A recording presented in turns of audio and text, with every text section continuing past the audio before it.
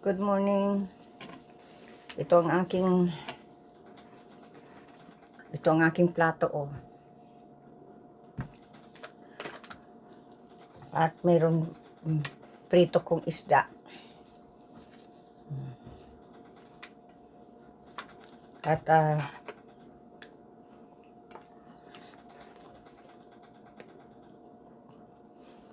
may tira pang fried rice. Ako na ang kumain. Tira-tira lang sa akin. Hindi, biro lang.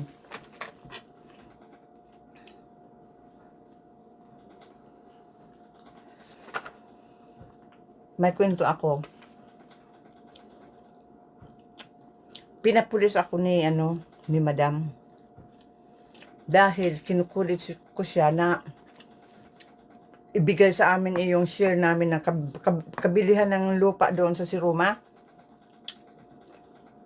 Saka yun ang ginawa.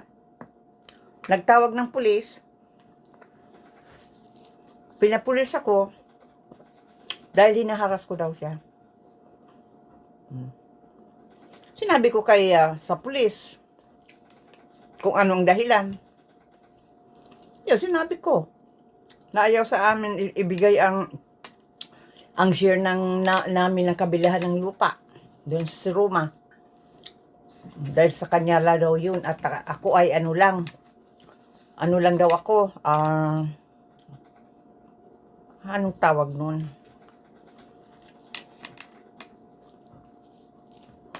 Nakalimutan ko na. Yun. Naalala ko.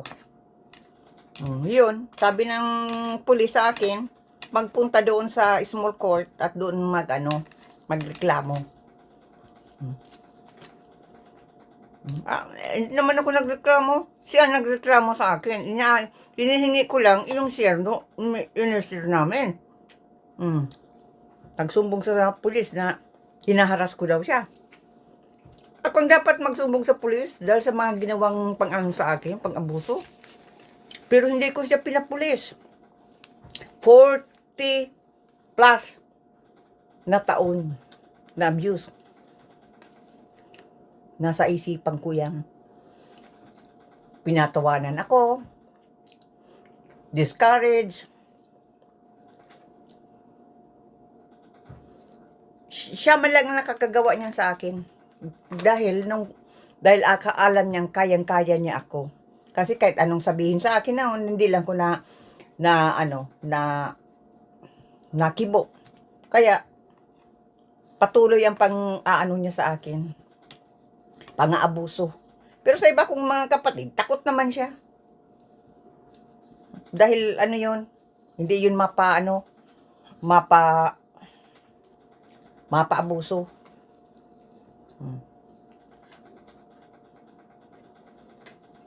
Yan, kasalanan ko dahil grabe kasi ang respeto sa kanya noon.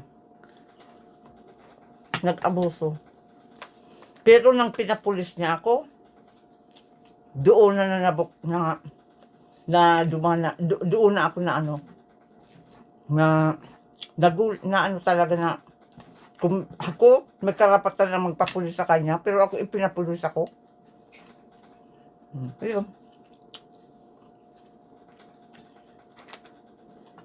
Sa kanya lahat na lupa, lang daw kami. Nakakalimutan ko na. Yung lahat na lupa sa Roma, sa kanya daw lahat yun.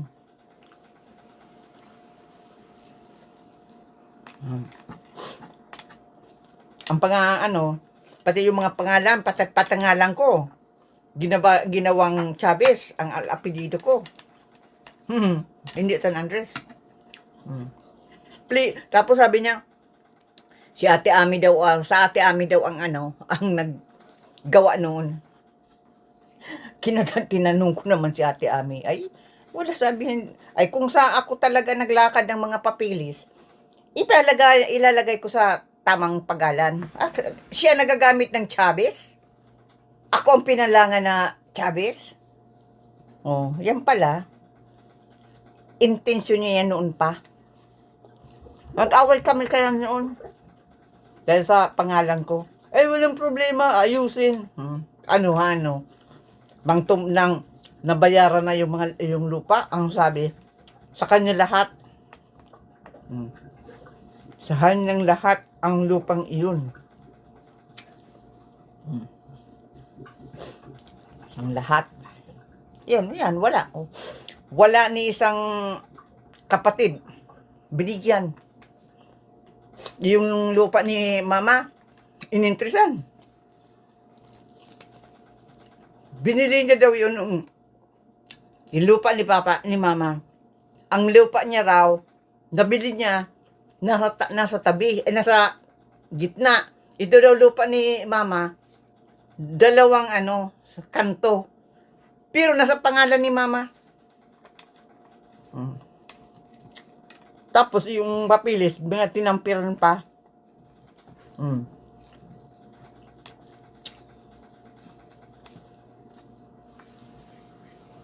Kaya iyon, walang nagawa si mama.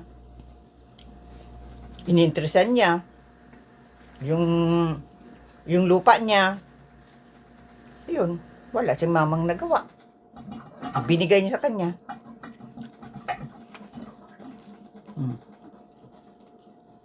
Dapat hindi siya nag-interest.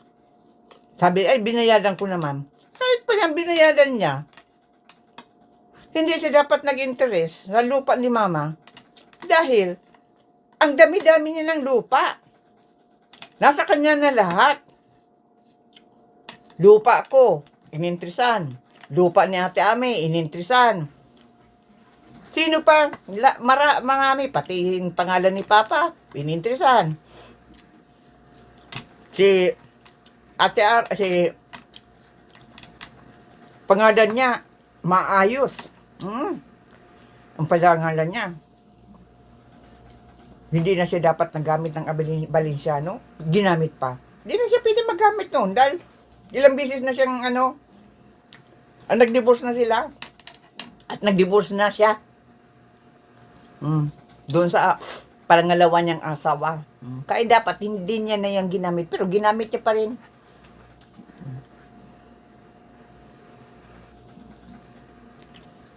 Kaya yun. Sa kanya lahat. Yun, sa kanya. Ibininta na yung lupa. Sa kanya lahat. Yun. Nakakuha sa ng 14 million. Tapos, makwento sa akin, na-hold up na siya. Napatawa pala ako. Ay, husay mag-iyak-iyak. Nasa mall kami, iyak-iyak. Tapos, may pinakita sa aking sulat. Galing sa hold upper. Para nubila, ang sulat.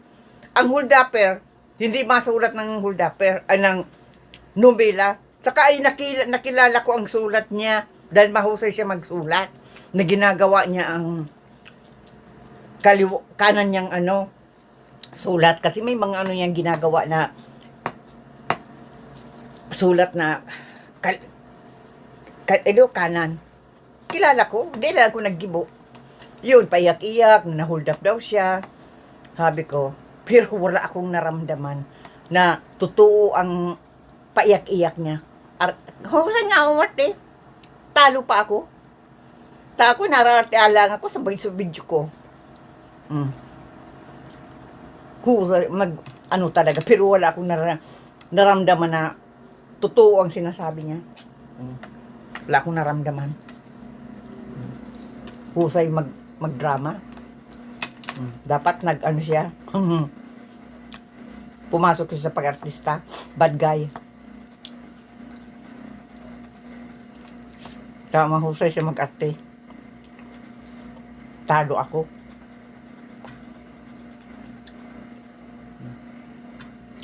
Yun. Tapos yung lupa ni mama, ininteresan niya. Binili niya daw yung lupa. Ang dalawang gitna, kay mama, sa kanya, ang gitna, sa kanya, dalawang kanto kay mama.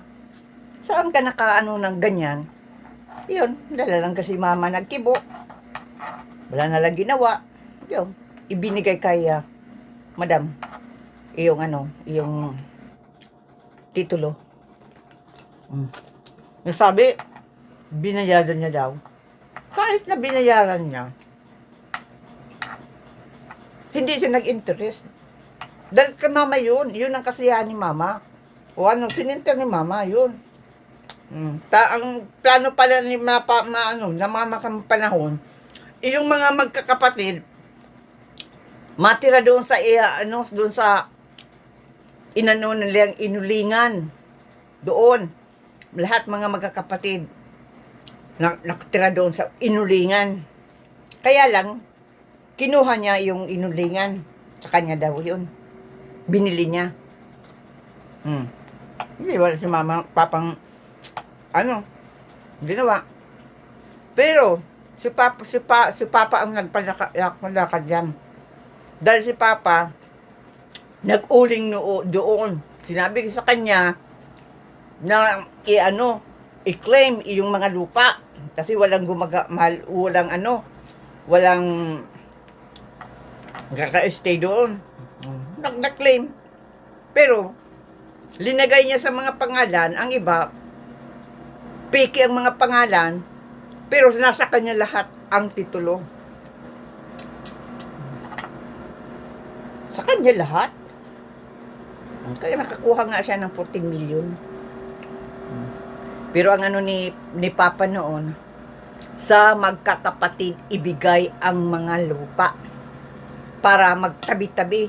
Yun ang ni Mama at Papa gusto. Para daw magkakapatid ay makatira doon ay doon sa may inulingan at doon matira doon yung magkakapatid. Pero kinamkam niya lahat. Sabi niya, binili niya, pati yung lupa ni Mama, binili niya, binigay na lang ni Mama. Pero dinamdam na yun ni Mama. Wala na. Yung tabilihan ng lupa, 14 million, nasa kanya lahat. Yun, pinapulis ako dahil hinihingi ko yung share ko saka yung share na Atami. Ayun, ipinapulis ako. Pinuntan ako dito ng pulis. Kalakayan mo yan? Ako ang may karapatan na magpulis sa mga abuse niya, pero ako ang pinapulis niya. Na ina-abuse, ko daw siya, harassment. Ganun pala ngayon pa nung ipapapulis kapag masingil ka nung kabayaran ng lupa. Iba na talaga ngayon. Ngayon, ano-ano niya na tinatago ang pera. Sabing na-hold up daw siya. Siya ma-hold up? Niya, gahaman niya sa pera? Ma-hold up? Na pag nalakad siya ay may mga kasama? Kasama niya yung niya, builit niya. Kaya may siyang kasama. Kaya paano ma-hold up siya? Kinihingi ko lang naman na yung share ko, pero na lang daw ako. Yung nakaitawan nun. Nakalimutan ko na. Pag naalala ko.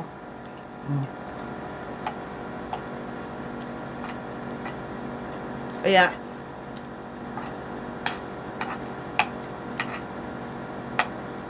ay grabe talagang niya. Kaya doon na ako nang pinapulis ako.